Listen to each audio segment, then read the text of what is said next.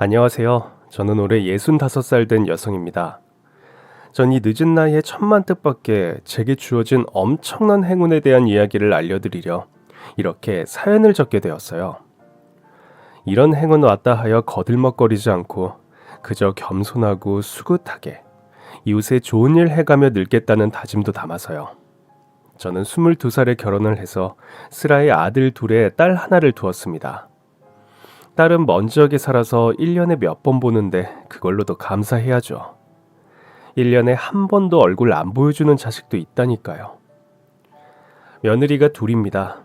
모두 근처에 살아요. 자식들이 도시로 안 나가고 근처에 사니 좋겠다고요? 속사정을 들어보시면 부럽다 소리 못 하실 수도 있어요. 왜냐하면 제 큰며느리는 저와 종교가 달라서 제 속을 무지하게 썩입니다. 머리칼도 풍성하시고 곱슬곱슬 고데기한 것 같이 예쁘시며 다보록하신 우리 주 예수 그리스도를 안 믿고 머리칼 하나도 없는 부처님을 믿는다는 것 자체가 마음에 안 듭니다. 물론 외모 가지고 이렇게 비교하는 게 얼마나 나쁜지 저도 알고, 물론 종교의 자유가 있다는 건 저도 압니다. 집회의 자유, 종교의 자유가 있다고 대한민국 헌법에 나와 있다는 거 뉴스를 통해 들었기 때문에 알고는 있지만 최소한 한 가정에 두 종교는 너무한 거 아닙니까? 며느리하고 종교 가지고 언쟁할 때 저는 목사님 설교 때 들은 풍월로 혼냅니다. 대한민국은 조선시대를 이은 나라고, 조선시대는 불교를 싫어했다. 유교 나라였어. 넌 근데 왜 불교냐?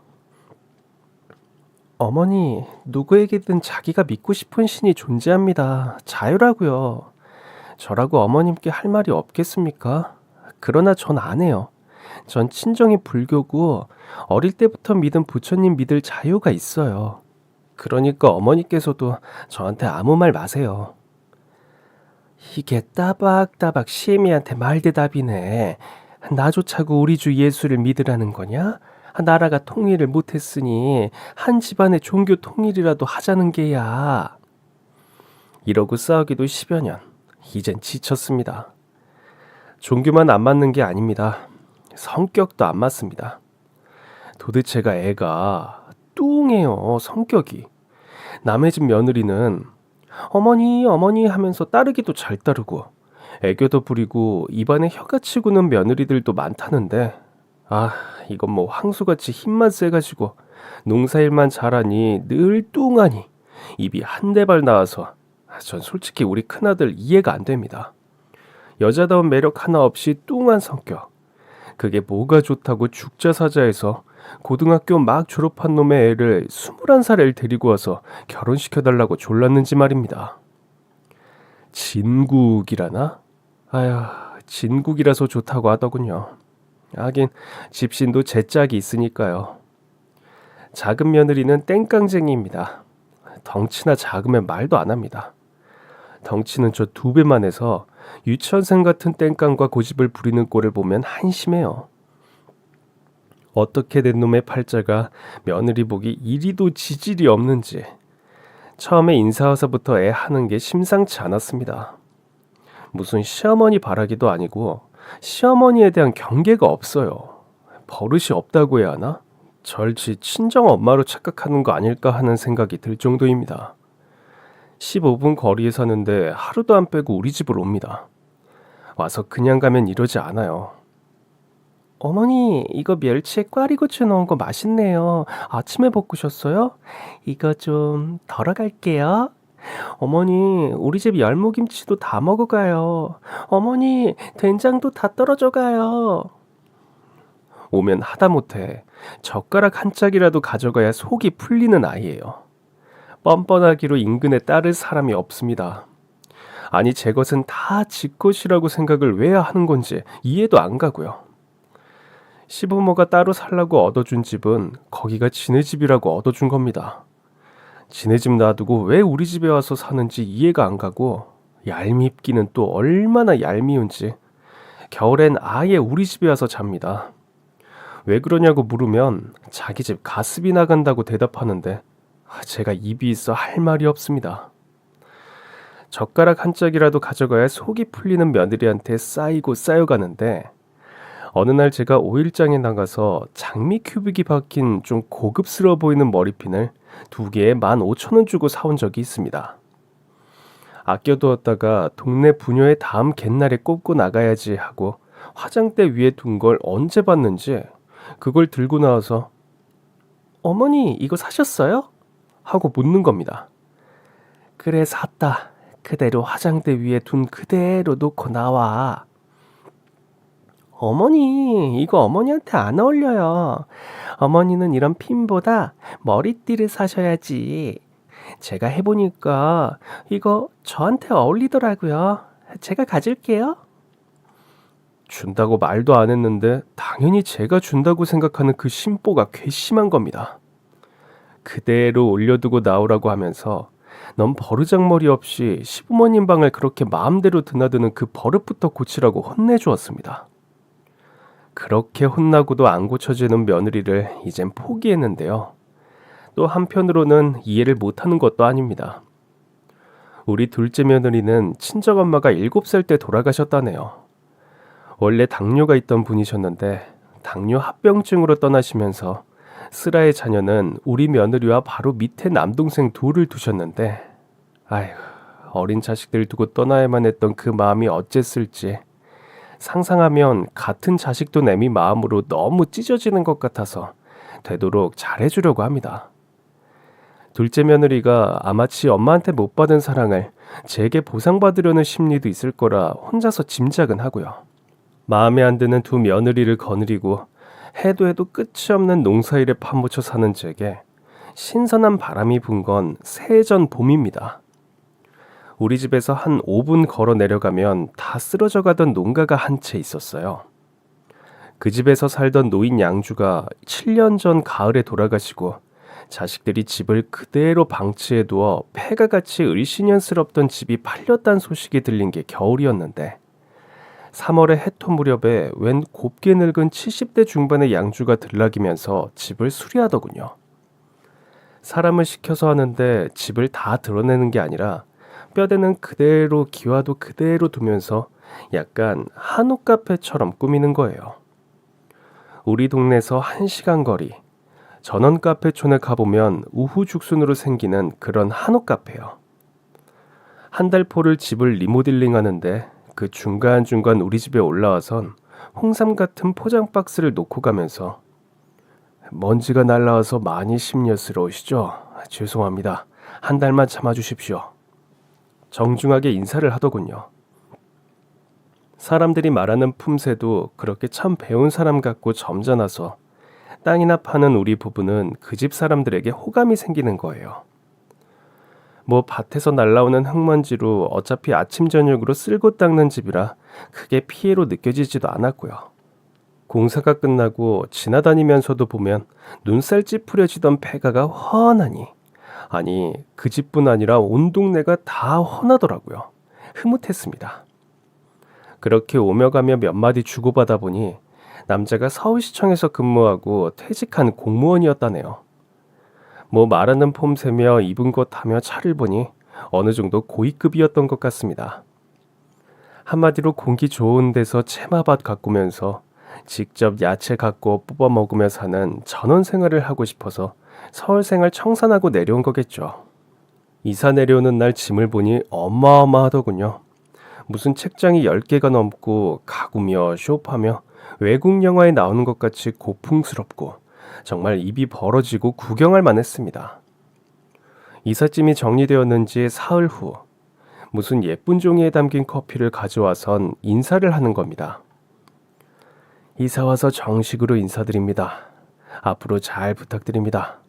이 커피는 제가 즐겨 마셔서 자주 주문해 먹는데 한번 드셔보시라고요. 정식 식사 초대 한번 하겠습니다. 사람들이 참 도리를 알면서 사람 대우 제대로 하는 사람들이라서 또 흡족했습니다. 그러나 문제는 저희 집은 봉다리 다방 커피만 마셔서 그걸 받아봐야 소용이 없었어요. 아들네들도 다들 입이 싸구려라 카페에서 보면 드르르르 가는 그런 기계도 없고 다들 봉다리 커피를 마셔서 받아도 봤자 소용이 없겠다 싶은 거죠. 이건 도로 가져가세요. 성의를 거절하는 게 아니라 오해 마시고 우리 집에 두어도 아무짝에도 쓸모가 없어서 그래요. 그때서야 자기들이 실수했다 싶었는지 그럼 내일부터 우리 집에 와서 커피 드세요. 저희가 마당에다가 파라솔을 가져다 놓았으니 차 한잔하면서 시골 생활에 대해서도 좀 가르쳐 주세요. 당장 상추씨부터 뿌려야 하거든요. 표정이 인사말이 아니라 진짜인 것 같았고 다음날 아침 시간 지나고 진짜 부르러 왔더군요. 가서 커피 마시자고요. 그때부터 쳇바퀴같이 죽어라 농사일만 하고 농사일 짬짬이 집에 들어와 쉴 때는 드러누워 TV나 보던 게 제 일상에 우아함이 생겼습니다. 그 집에서 커피 대접을 받을 때면 회사에서 일하는 우아한 여성이 된 기분도 들고 어떻게 보면 귀족이 된 것도 같고 그렇게 분위기를 만들어주더군요. 날이 더워지면서 에어컨 튼 실내에서 커피를 마시기 시작했는데 에어컨도 다 같은 에어컨이 아니더라고요. 카페같이 꾸며놓은 실내에서 음악 들으면서 마시는 커피는 정말 좋았습니다. 가정집에서 이런 분위기 연출이 가능하다는 것도 즐거웠고 아무튼 우리 집 분위기하고는 많이 틀렸죠. 하루 한 번 저의 힐링 타임, 아랫집에서 커피 마시기였고 커피 마실 때 농사 이야기를 하면 어찌나 고개를 조아리고 열심히 듣는지 꼭 제가 뭐가 된 것 같은 그 기분도 좋았습니다. 아랫집에 드나들고 한 달째인가 그 집 아들 부부를 처음 보았어요. 트렁크에서 선물 보따리를 주렁주렁 내리는데 부럽더군요. 며느리는 무슨 중소기업 기획실에 나가고 아들은 대기업에 다니다 퇴사하고 최근 행정고시를 합격했다는데 우선 두 내외가 풍기는 분위기도 세련되고 부모 닮아 점잖더군요. 전 사실 옆집 부부가 이사 온 후 제가 살아온 인생에 대해서 생각을 안 할 수가 없었습니다. 사람이란 우선 배우고 공부하고 산 사람과 그렇지 않고 땅만 파고 막일만 하며 살아온 사람하고 삶의 질이 틀릴 수밖에 없는 거구나. 그게 절 심란하게 했어요. 저희 부부와 저쪽 집 부부만 그런 게 아니라 자식들까지 확 차이가 나니까 주눅이 든다고 해야 하나? 뭔지 모르게 많이 서럽고 만사 짜증이 나더군요. 만사 짜증이 나고 비교가 되면 그 집에 커피 마시러 안 가면 될 텐데 또 사람 입이 간사해서 이미 혀에 맛들린 그 맛있는 커피를 못 끊겠더라고요. 여보, 우리도 뭐 저거 에스프레소인가 뭔가 뽑는 기계 살까? 송충이는 솔잎을 먹어야지. 그것도 다 집 내부가 멋있는 집이나 어울리는 거지. 남들이 웃어. 남편 그 말에 비위가 상하고 오기가 나서 남들이 웃나 안 웃나 한번 사볼까? 라고 했습니다. 커피 가는 도구부터 뽑는 기계까지 안 살 생각 안 한 건 아닙니다. 그런데 농사로 밥 먹는 우리 집에서 농사 짓기도 바쁜데 그 모든 과정을 한가롭게 하고 있을 수도 없고 왠지 따라하는 것 같아 치사한 것 같아서 말았습니다. 그 집 아들 부부는 내려와서 하루도 안 자고 그날 저녁 바로 올라가더군요. 그리고 한 달 서울 친구들이라는 사람들만 두어 번 내려오고 다음 달은 또 딸내 부부가 내려왔습니다. 딸내 부부도 선물 한 보따리 가득 들고 들어가는 걸 보자니 배가 아팠습니다. 우리 집 시집간 딸려나고 아들들 며느리들은 우리 집에 와서 퍼갈 줄만 알았지 딸기 한 상자 들이미는 법이 없는데 누구는 팔자주와 자식들이 보따리 싸들고 내려오고요. 올 때마다 그들의 선물 보따리는 늘 화려했고 그 선물 보따리와 우리 자식들의 부모님께 얹히기 신공을 비교해보면 늘 혼자서 속이 부글부글 끓여야 했습니다. 그해 겨울 우리 집 부부와 옆집 부부는 인근에 새로 생긴 버섯 전골집이 잘한다는 소문을 듣고 같이 먹으러 갔습니다. 근데 그 식당에서 무더기 코로나 확진자가 나왔고 우리 4명도 다 확진이 되었던 거예요. 백신을 접종했어도 코로나는 걸리니 아프더군요. 내 집 4명 다 거의 죽을 둥살둥 앓았어요. 우리 부부가 확진되었다는 사실을 제일 먼저 자식들에게 알렸습니다. 감기 옮으니 오지 말라고요. 그리고 우리 부부는 각각 다른 방에 들어 누웠습니다. 카톡 보낸 지 2시간 후 큰며느리가 제일 먼저 들이닥치더군요. 손에 검은 비닐봉다리가 주렁주렁인 게 장을 본 것 같았습니다. 큰며느리 뒤를 따라서 큰아들과 손자들이 들어오는데 큰아들이 이불이 든 큰 비닐 가방을 들고 들어오고 손자들은 가방들을 메고 들어오는데 이사 들어오는 줄 알았습니다. 저는 다 죽어가는 목소리로 아유, 지금 니들 못하냐? 뭐라긴 뭐래요. 당분간 여기서 지내려고요. 아니, 왜? 이유인 즉슨 부모님이 두 분 다 독감이 걸리셔서 꼼짝을 못하는데 죽이라도 끓여드려야 자식이라는 거예요. 아유, 야, 됐어. 우리는 우리가 알아서 할라니께 머리 쑥쑥해. 니들 집으로 가. 말을 해도 귓등으로 듣더니 자기들 살림을 거실에 쫙 피더군요. 며느리는 주방에서 음식을 한다는데 우리가 좋아하는 음식이 아니라 지 새끼들이 좋아하는 목살 넣은 김치찌개를 하고 순 자기들이 좋아하는 것만으로 하는 겁니다. 그래도 꿀에 비타민이 중요한 건 아는지 오렌지를 잔뜩 깎아서 들이밀어주고 전복죽을 끓이고 큰며느리 값은 하는 겁니다. 저녁 먹을 때가 되어서 최강도둑 작은 며느리가 납셨습니다. 지 덩치에 딱 어울리는 큰 배낭에다가 뭘 가득 넣어왔기에 저게 뭔가 궁금하더군요. 그래도 시애미가 아프다니 뭘 사온 거구나 기특했죠. 어머님, 아범은 지금 오고 있다네요. 어머님, 아버님 코로나 확진되셨다고 했으니까 정신없이 달려오고 있을 거예요. 저는 기대에 차서 아유, 가방에 그건 뭐냐? 둘째 며느리는 가방에서 김치통을 꺼내면서 뭐긴 뭐예요. 김치 퍼갈 김치통이죠. 라고 대답하는 거예요. 가뜩이나 열이 오르락 내리락 하는데 천불이 난 전 순간 확 열이 치받치면서 아유 훌륭하슈. 시어머니 아프다고 김치통까지 챙겨오시느라고. 거기까지 화를 내고 정말 열이 나서 눈알까지 뜨끔거리는 지경인지라 남편도 저도 각자 다른 방에서 잠을 잤습니다. 손자들이야 실내에서 공놀이하면서 난리판 굿을 치던 말던 잠속으로 빠져들었어요. 저녁 잡수시라고 깨어서 일어나 보니 한상 가득히 해삼탕이며 탕탕이 뻘락지가 가득히 움직이는데 입맛이 돌더군요.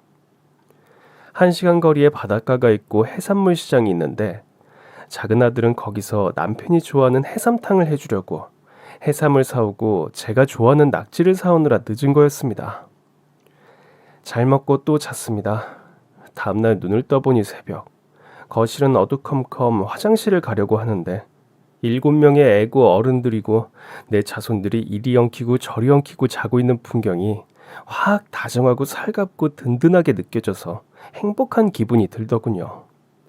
이래서 자식은 낳고 보는 건가? 아프니 달려와주고 영양식으로 한 상 가득히 차려내고 긴급한 상황 발생할까봐 각자들 자기 집에 안 가고 거실에서 자주는 고마움과 함께요.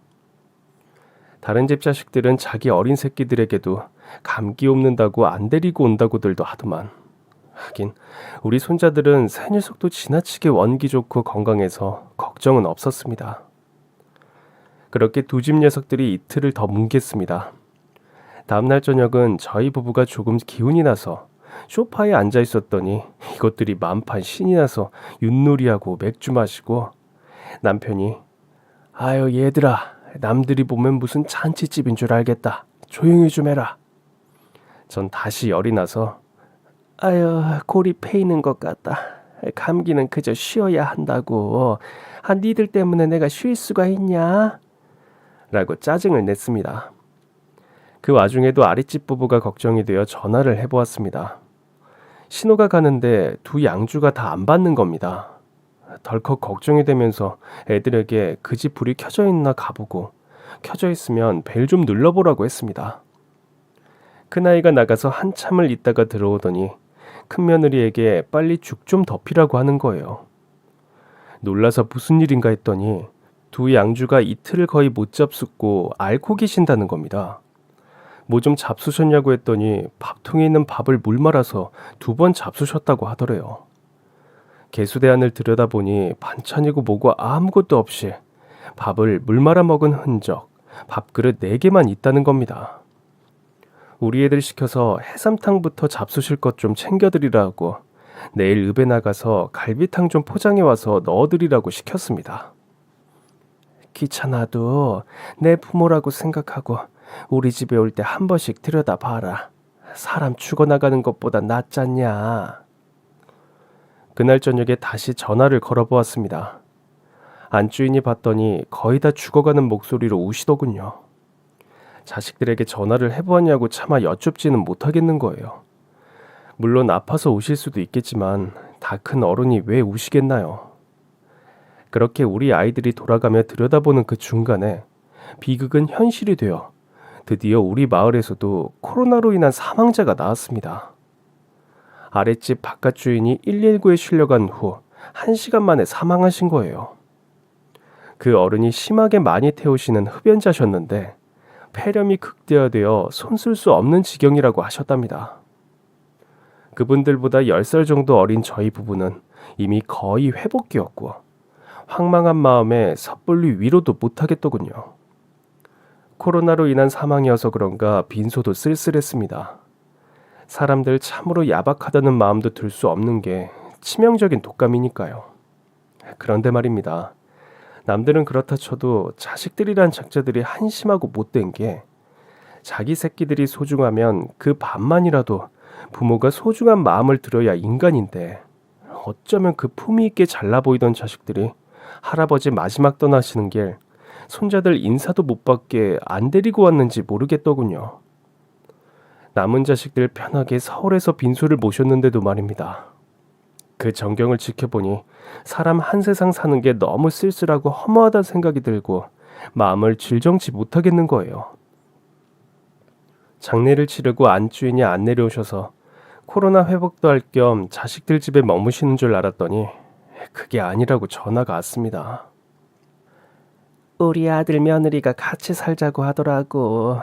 그래서 우선은 급하게 내오시며 간단한 짐들 챙기러 우리 며느리가 내려갈 거야.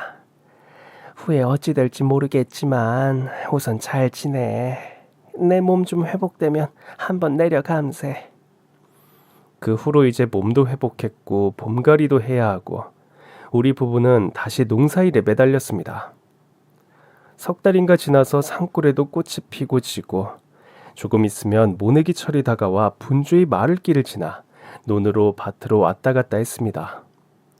그날도 논으로 가는데 아랫집 앞에 택시가 와서 멈추더군요. 안주인이 작은 가방 하나 들고 내리는데 얼굴이 거의 반쪽이 되어 있었어요. 반갑기도 하고 놀랍기도 해서 어쩐 일이냐고 다가갔습니다. 들어가서 이야기하자고. 나 목도 마르고.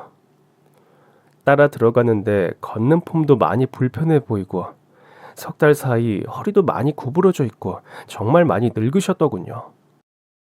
남편 보내고 마음도 많이 상하셨을 건 물론이고 자기 본인도 코로나를 호되게 앓으셨으니까요.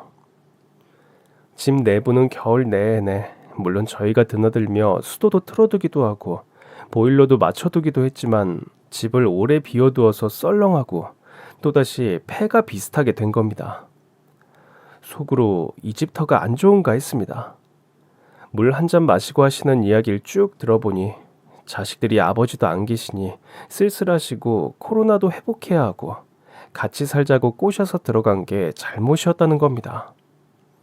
세상에 사람 감옥살이를 시켜도 유분수지 집안에 딱 가두어두고 자기들 볼 일만 보러 다니고 두 년놈들 다 회사 갔다가 들어오면 8시 매일 오는 가정 도우미에게 맡겨두고 모르쇠로 일관하더랍니다.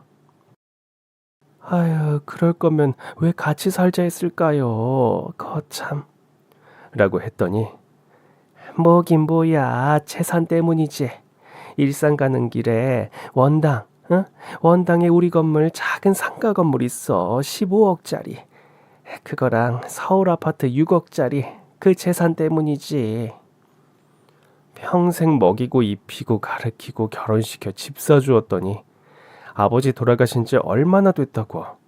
어머니, 그것도 몸도 성치 않으신 엄마한테 서울 아파트 집 한 채 있는 걸 자기 명의로 해달라고 시골 여기집은 여동생 앞으로 해두셨으니 미리 명의를 바꿔달라더래요. 그리고 15억짜리 작은 건물권도 자기들 눈앞에서 어머니를 모셔두어야 다른 데로 안 샌다는 걸 티를 팍팍 내더랍니다. 남편 사망 신고부터 시작해서 독수리같이 눈을 뜨고 일거수일투족을 지켜보더니 어제까지 야근이라며 밤 9시 넘어서 들어오던 며느리가 아침 식탁에서 나 이제 다시 시골로 내려갈까 생각 중이다 하니깐 다른 말 일치 없이 어머니, 유언장은 작성하셨어요? 라고 묻더래요. 뭐? 유언장? 나 아직 펄펄하고 100살까지 살 테니까 유언장 걱정은 붙들어 매라. 라고 대꾸해주고 애들 출근하자마자 내려오신 거랍니다. 전 딱 2마디만 드렸습니다. 형님, 인감도장 지갑 목걸이 하나 만들어서 목에 차고 다녀요. 그리고 절대 재산은 돌아가시는 날까지 자식들이 뭔 소리를 해도 넘겨주는 거 아닙니다. 젊을 때 앓으셨다는 허리 질환이 이번 코로나 독감 중에 도지셔서 제대로 걷지도 못하시고 또 남편 세상 떠나신 충격이 컸는지 기억력이 자꾸 떨어지신다는 아랫집 안주인은 집에 내려오니 남편 생각이 많이 나시는지 자주 우시더군요. 두 분이 워낙에 의가 좋기도 하셨으니까요.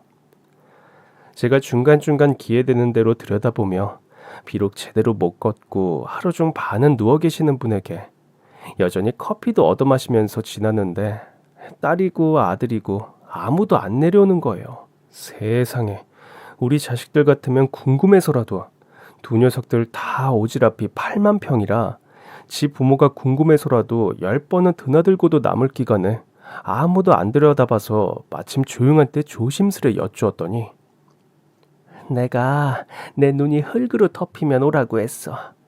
시골로 간다니까 유언장 작성했냐고 묻는 것들 안 보고 싶어서. 아휴, 딸도 똑같아. 에휴, 나쁜 년. 이 집이 지 명의로 되어 있으면 자기 집에서 사는 애미 궁금해서라도 들여다봐야 할 게 아니야? 아, 오지 말란다고 진짜 안 와? 라고 하시는 거예요. 노인이 자꾸 기력이 떨어지시고 어떤 날은 인터넷으로 남편 운동화 주문한 것도 도착해 있기도 하고 치매기도 오시는 것 같아 걱정이 되던 차에 요양보호사 좀 알아봐 달라고 본인 스스로 이야기하시더군요. 형님은 허리 때문에 잘 걷지도 못하시고 하루 중 3분의 2는 누워 계시기 시작하던 때였으니까요. 전 제가 요양보호사 자격증이 있다는 말씀을 안 드렸고 알았다고만 했습니다. 우선 저도 농사일을 하고 있고 좀 신중해져야 할 필요가 있었으니까요. 그날 저녁 우리 작은 아들이 또 해삼하고 낙지를 잔뜩 사다가 들여다가 놔주고 가게에 연포탕을 한 솥 가득 끓여서 아랫집에 가지고 가서 우리 작은 애가 또 가득히 사다가 줘서요. 좀 드셔보세요. 라고 했더니 자네는 나하고 달라. 주고 싶을 때 빨리빨리 줘야 해. 그래야 잘하는 사람한테 혜택이 가고 자식들 세상이 서로 더 잘하려고 그러지. 해삼탕을 잡수시며 하시는 말이 자기는 여기서 사는 내내 그렇게 우리 집이 부러우셨답니다. 꼭 엉켜 사는 등나무 식물같이 자식들하고 매일 얼굴 보고 싸우고 지지고 볶고하는 게 부러워서 그런 효심을 돈 주고 살 수 있다면 사고 싶은 마음도 들더래요. 옛말에 못난 자식들이 효도한다고 하더니 자기 자식들이 못났다는 게 아니라 대학원까지 시킨 자식들이 모두 이렇게 남보다 못하다고 하시는 겁니다. 잘하는 자식들한테 빨리빨리 주고 싶어도 가진 건 우리가 벌어먹고 살아야 할 농과 밥뿐이 없다는 내 능력이 한스러워 전 형님 요양보호사를 제가 하겠다고 말씀드렸습니다. 따두면 좋을 거라고 이장님 부인이 4년 전에 하도 꼬셔서 같이 학원 다니고 따둔 게 이럴 때 써먹네요. 전 교육 내용을 철저히 지켰고 또한 이웃으로의 도리로도 성심을 다했습니다. 하지만 세상에 봄부터 그해 겨울까지 7개월간 그 어떤 자식 하나 들여다보지 않고 오직 전화만 죽어라 하더군요. 전화 끊을 때마다 쓴웃음을 지으시며 형님이 하신다는 소리가 이것들이 내 목소리 들어보고 죽을 날을 측정하는 것 같아. 내가 유언장을 어떻게 쓸지 모르니까. 형님네 집에 드나드는 건 저와 제 남편, 그리고 비데 관리도 해주고 필터 체인지 해주고 정수기 필터 체인지 해주는 나이 60은 되어 보이는 기사가 다였습니다. 사람이 이렇게 적막상산이겠나 싶을 정도였죠. 또다시 겨울이 돌아오고 영하 14도로 떨어진 날, 전 집에서 자다가 형님의 전화를 받았어요. 말씀을 어버버버 하시는 게 큰일 났다 싶어서 허리 질환이 또 도지셨나 싶어서 얼른 건너가 보았더니 세상에나 집 보일러가 멈춘지도 모르고 내쳐 잠드신 거고 깨셔선 자신의 몸이 얼은 거를 아신 거죠. 그 굽어진 손가락으로 전화는 또 어찌하셨나 눈물이 나더군요. 시간은 새벽 3시였고 노인네가 글쎄 잔뜩 얼은 채로 우시는데 전 왈칵 눈물이 나는 거였어요.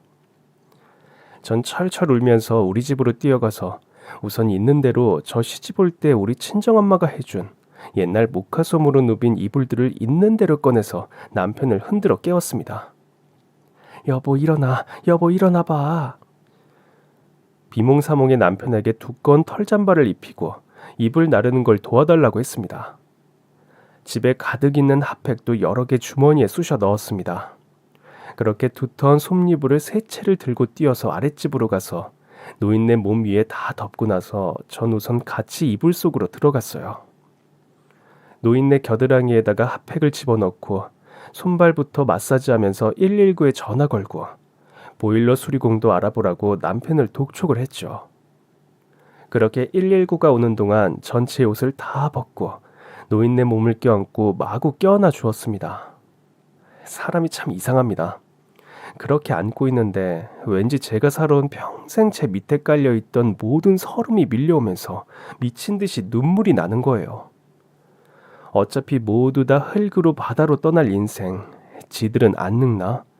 세상에 안 늙은 부모를 낳아주고 키워주고 공부시켜주고 결혼시켜 집까지 사준 부모를, 게다가 아버지 돌아가시고 혼자 병들은 엄마를 이렇게 남겨두는 세상이 원망스럽고 10년 후 제 모습이 이럴 것 같아서 울었습니다. 아휴 형님, 다음 세상에선 다신 사람으로 태어나지 맙시다. 뿌리 깊은 나무로 납시다. 아휴. 형님 서름에 제 서름을 덮어가면서 정말 태어나서 그렇게 가슴 아프게 울어본 것은 처음인 것 같았습니다. 119에 실려 병원 응급실로 가니 다행하게도 35도 이하로 떨어지지 않았다고 하더군요. 주사 맞고 나니 다시 정상 체온으로 돌아와서 응급실 의사가 퇴원하라고 해서 모시고 왔습니다. 노인네 잠드시는 거 보고 우리 집으로 오니 내 자식들은 입이 한 대발이나 나와 있더군요. 내일이 둘째 아들 생일이라 오늘 다 같이 식구들이 아침에 스키장에 있는 펜션으로 2박 3일 여행을 하기로 한 날이었거든요. 니들끼리 가라고 미리 연락을 했는데도 굳이 안 가고 저러고 입 내밀고 있는 내 자식들. 아니, 특히 덩치가 집채만한 둘째 며느리가 그날따라 왜 그렇게 귀엽던져. 사흘간 대체 보호사를 하기로 한 분에게 맡기고 저도 잠에 골아 떨어졌습니다. 저도 워낙에 놀라고 심정도 안 좋아서 제 월급에서 그 요양보호사 알바비를 드리기로 하고 불렀으니 좀 쉬었습니다. 쉬고 나서 다시 일상으로 복귀한 지 2주인가 지나서 이 안주인이 갑자기 옆구리가 아프다고 하시는 겁니다. 그냥 노인이니까 쉽게 아프실 수 있으니까 신경 안 썼죠. 왜냐하면 괜찮다고 했다가 또 아프다고 했다가 반복하고 치매기도 약간 있으시니 단순히 엄살이라고 생각했습니다. 그런데 옆구리가 아프다고 말씀하신 지 사흘 만에 아우님, 나 아무래도 병원에 가야겠어 라고 하시는 거예요. 남편이 운전해줘서 대학병원에를 갔습니다. 응급실 통해서 CT 촬영을 하니까 췌장암 3기가 진단된 겁니다. 참 그 형님, 여태는 순하고 부드럽고 우아하게 살다가 말년에 이게 무슨 일인가 싶게 한꺼번에 일이 닥치시는 것 같아 지켜보기가 힘들더군요. 그러니까 허리가 아프기 시작할 때 이미 암이 척추뼈까지 전이가 되기 시작했던 것 같아요. 등뿐이 아니라 간에까지 전이가 된 상태고 70대 중반이면 이미 고령이시고 암이 등뿐 아니라 간에까지 전이가 된 겁니다. 3개월 시한부 판정이 나왔습니다. 의사도 별말 없이 댁에 가셔서 편히 쉬시면서 드시고 싶은 거 다 드세요. 라고 하더군요. 덧붙이는 말이 병원에 계신 것보다 내 집, 내 가정에서 통증 완화 치료를 하시는 게 더 좋을 것 같습니다. 제 입장에선 형님이 월급을 주신다 해도 형님이 월급을 주시니까 형님 뜻을 존중해야 하지만 나중에 원망 들을 수 있으니 자식들에게 연락을 안 할 수가 없었습니다. 자식들에게 연락을 드렸다고 말하자 형님이 노발대발하시면서 얼른 집으로 데려다 달라고 하시는 거예요. 난 그것들 자식으로 생각 안 한다고 했잖아. 왜 걔들한테 연락을 한 거야? 할 수 없이 집으로 모시고 왔더니 당장에 대문을 걸고 위아래 다 걸고 아무도 열어주지 말라고 하시더군요. 뭘 저렇게까지 저러시나 무슨 피해의식 있는 분도 아니시고 답답했지만 노인네 화나게 하기는 싫어서 얼른 아래 위 다 잠그는 모습을 보여드렸습니다. 환자는 주무시고 잡수실 저녁밥을 하고 있는데 벨이 울리고 인터폰을 받아보니 세상에 아들 부부란 것들이 그동안에 보여주었던 그 품위 있는 행동은 다 어디 가고 온갖 쌍욕을 하면서 문 열라고 문을 발로 차고 주먹으로 두드리고 난리를 피우더군요. 저 사람들이 미치지 않고서야 왜 저런가 싶기도 하고 저도 성질 꽤나 있는 사람이라 얼굴 보고 욕 한마디 해주려고 문을 살짝 열었더니 글쎄 손이 쑥 들어오는 겁니다. 아들놈이라는 놈 손이 쑥 들어와서 제 머리채를 휘어잡고 제가 꼬꾸러지게끔 앞으로 끌어당겨서 절 쓰러뜨리고 며느리란 년은 어디서 벽돌을 가져왔는지 벽돌을 문틈에 끼워 넣더군요. 아주 두 년놈이 작정을 한 거였습니다. 그리고 두 년놈이 위치를 바꾸어 며느리란 년은 절 붙잡고 있고 아들이란 놈이 집으로 들어가자 지 엄마를 등에 들쳐업고 나오는 거예요. 저는 이게 진짜 현실인가 너무 놀랐습니다. 영화에서만 보던 뉴스에서만 보던 일이 지금 제 눈앞에서 벌어지고 있는 거에 경악을 하고 정신줄을 놓을 것 같았습니다. 그때 마침 우리 집으로 가려던 둘째 며느리가 이 광경을 보고 112에 신고를 했고 전화를 끊곤 밖에 대문을 막아섰습니다. 112가 올 때까지 버티기 위해서요. 평소엔 숨을 턱턱 막히게 하는 것 같았던 그 덩치가 왜 그렇게 듬직해 보였는지 모르겠습니다. 5분 사이 112가 도착하고 우리 모두 지구대로 갔고 노인네가 기진할 듯 하면서도 몸은 늘어져서도 아주 눈을 똑바로 뜨고 내가 이것들을 자식으로 안 친 지 반년이요 하는 거예요. 그러면서 갑자기 울컥하시면서 내가 서울에 이놈들 집에 있을 때 무슨 경우를 당한 줄 아슈? 알고 보니 이 아들과 며느리가 당사자를 서울로 데려가서 모신다고 하면서 행정복지센터에 찾아가 신분증과 통장을 새로 만들게 하더니 법무법인을 찾아가 건물을 증여한다는 증여 확인서를 작성하게 자기 엄마를 독촉하더라는 거예요. 신분증과 통장을 새로 만들라고 할 때 이상하다 했는데 숨 쉴 틈도 안 주고 그 신분증과 통장으로 법무법인을 끌고 갈 때 거부를 했답니다. 서울에 계실 때 재산 정리를 하자는 거죠. 집 명의를 바꾸어 달라고 할 때부터 이미 알아는 봤는데 아주 재산을 꿀꺽하려고 작심을 한 겁니다. 딸 부부가 반반을 주장할 게 싫었던 거죠. 우선은 좋게 달래셨답니다. 나중에 천천히 생각 좀 하고 나서 한다고요. 아무리 그래도 아들한테 더 주지. 시집가서 남의 집 사람 된 딸하고 공평하게 나누겠냐? 내가 다 이미 알아서 생각하고 있으니까 걱정하지 마라. 제사 지내줄 아들한테 더 주는 게 도리라는 건 나도 알고 있다. 이렇게 차분히 달래놓고 이리로 도망온 거죠. 그 재산이 뭐라고 자식들이 저렇게까지 해야 하나. 아프다고 해도 들여다보지도 않으면서 돈에 미쳐서 저렇게 집에 뛰쳐들어 엄마를 업고 가려고까지 하는 건가? 췌장암으로 죽음을 앞둔 엄마를 업고 가서 또 뭘 어떻게 우격다짐을 할 작정이었나 묻고 싶었습니다. 그러나 인간이길 포기한 것들, 얼굴도 보기 싫어서 조사를 끝내고 형님 뜻에 따라 집으로 모시고 왔습니다. 그때부터 돌아가시는 날까지 70일간 정말 피말리는 시간을 보냈습니다.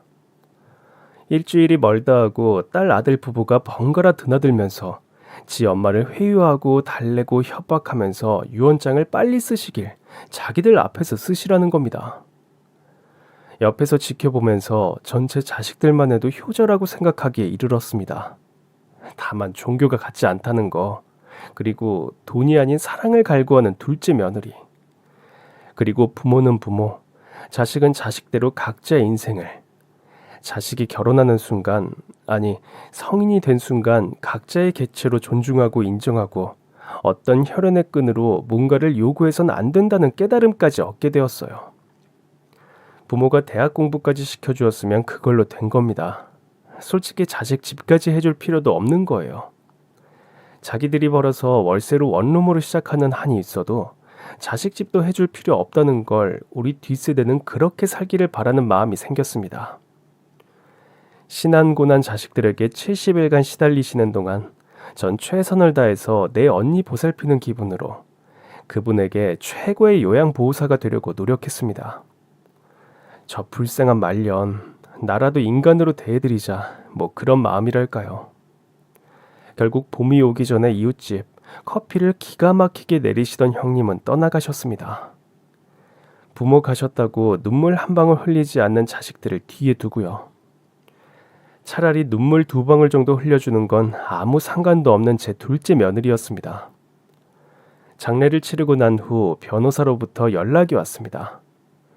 토요일 오전 10시에 고인의 자택에서 뵙자고요.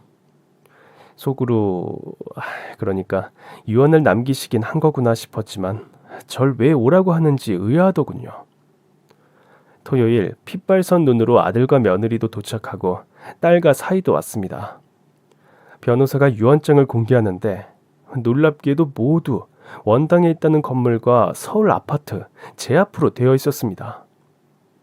자식들 모두 망연자실도 잠깐, 그 20억 정도의 재산이 뭐라고 눈알 점점이 검은 멍울까지 든 아들은 믿을 수 없다고 변호사 멱살을 쥐는 건 순식간이었습니다.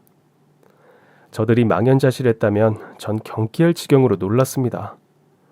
공증인의 이름은 김두식이라고 자식들 모두 모르는 사람이랍니다. 변호사의 말로는 샘말 이장이라더군요. 샘말 이장이 누군데 왜 이 유언의 공증을 했냐고 또 멱살을 잡으려는데 김두식이라는 사람이 들어오더군요.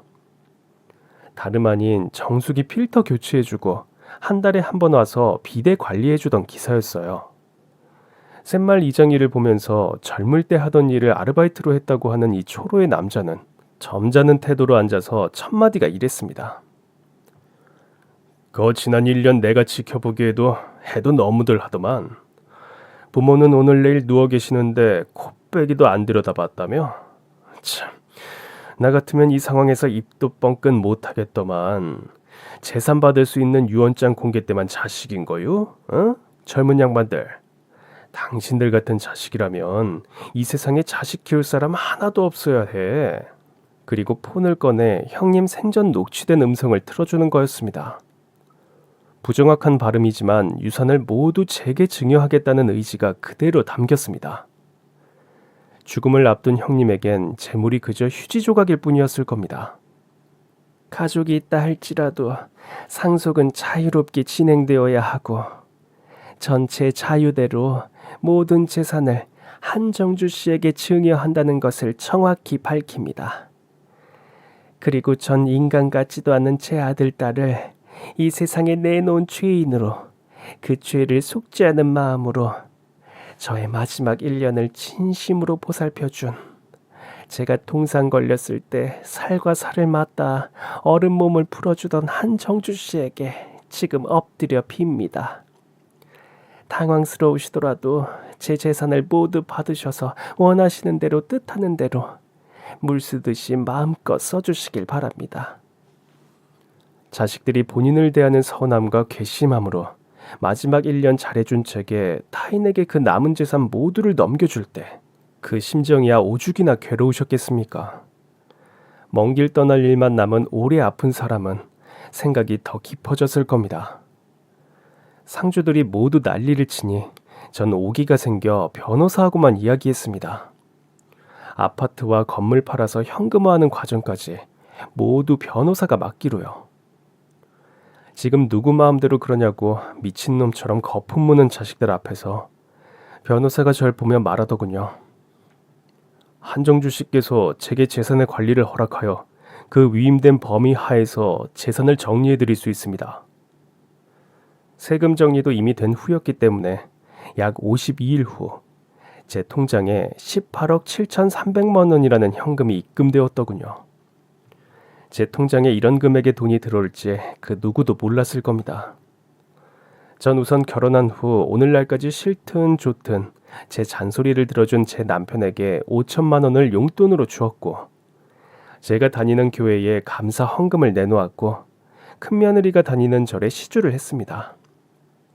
그리고 우리가 사는 지역의 독거노인 종합복지센터에 3억 원을 기부했고, 그리고 첫째 며느리, 둘째 며느리에게 각각 소형차를 한 대씩 사주었어요.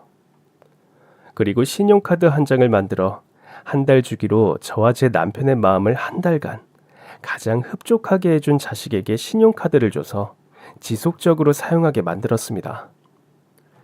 그뿐 아니라 자산을 현금화하여 예금한 후 매월 일정 금액을 현금으로 증여하는 방법도 택했습니다. 한꺼번에 하면 어떤 자식이든 n분의 1로 일정 금액이 상속하는 걸 피할 수 없기에 미리 계획을 세우고 차근차근 진행하면 효도하는 자식에게 재산의 대부분을 상속시킬 수 있다는 계산을 한 거죠.